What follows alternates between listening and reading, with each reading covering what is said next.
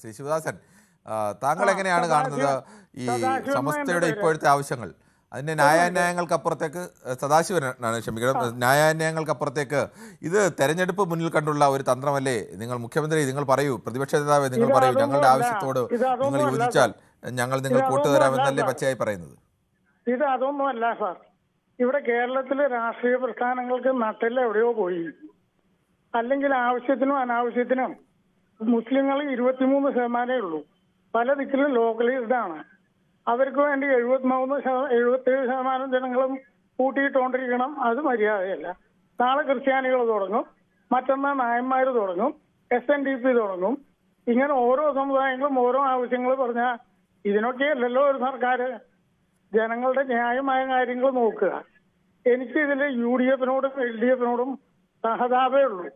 ഇവർ ഇത്ര ഗതികെട്ട് പോയല്ലോ. മുഖ്യമന്ത്രിയുടെയും പ്രതിപക്ഷ നേതാവിന്റെ മുന്നിൽ വെച്ചിട്ടാണ് ഇവരിങ്ങനെ സംസാരിക്കുന്നത്. എന്നിട്ട് ഒരു മറുപടി പറയാൻ പറ്റാണ്ട് ഇറങ്ങി പോയില്ലേ?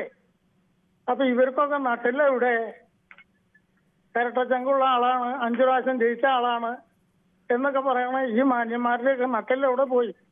ഈ രാഷ്ട്രീയ പാർട്ടികളുടെ ശ്രീ സദാശിവൻ, ഇപ്പോൾ അങ്ങനെ പറഞ്ഞാൽ ഈ രണ്ട് രാഷ്ട്രീയ പാർട്ടികൾ മാത്രമല്ല, മറ്റു നിൽക്കുന്ന ദേശീയ തലത്തിൽ നിൽക്കുന്ന രാഷ്ട്രീയ പാർട്ടികളും ഒക്കെ ഇതുപോലെ മതസംഘടനകളുടെ ആസ്ഥാനത്ത് പോയി അവിടെ കുനിഞ്ഞു നിൽക്കുന്ന ആളുകളായി, അല്ലെങ്കിൽ അവർക്ക് സമസ്ത വിധേയരായി നിൽക്കുന്ന ആളുകളാണ് നമ്മുടെ രാജ്യത്തെ പ്രധാനപ്പെട്ട രാഷ്ട്രീയ പാർട്ടികളുടെ ഒക്കെ നേതാക്കളെ പലപ്പോഴും നമ്മൾ കാണുന്നത്. ഇവരൊക്കെ കൈ കെട്ടി നിൽക്കുകയുള്ളൂ, ചാൻസ് നിൽക്കും, ആരേലും മുണ്ടും കെട്ടി. ഈ രണ്ട് മുന്നണി മാത്രമല്ല ശ്രീ സദാശിവൻ, മൂന്നാമത്തെ മുന്നണിയും മറ്റൊരു മതത്തിന്റെ മുന്നിൽ ഇതുപോലെ തന്നെ നിൽക്കുന്നവരാണ്. ഇന്ത്യയിലെ രാഷ്ട്രീയ നേതൃത്വത്തിലെ പലരും ആ തരത്തിൽ മത നേതാക്കൾക്ക് മുന്നിൽ ഓച്ചാനിച്ച് നിൽക്കുന്നവരായി മാറിയിട്ടുണ്ട്. അതിന് സംശയമൊന്നുമില്ല. നമ്മളെ ഇപ്പൊ ഇവിടത്തെ കാര്യമല്ലേ പറയണേ? ഈ രണ്ട് മുന്നണികളും കേരളത്തിലെ അവസ്ഥ അതാണ്. ഇപ്പൊ കോൺഗ്രസിന്റെ കാര്യം തന്നെ ആലോചിച്ച് നോക്കൂ. ഹിന്ദുക്കൾ അതിൽ നിന്ന് ഒളിച്ചുപോയി. ഹിന്ദുക്കൾ ഇല്ല. എനിക്കറിയാമില്ല ശ്രീ സദാശിവൻ. അല്ല, അതിൽ ഹിന്ദുക്കൾ ഇല്ല.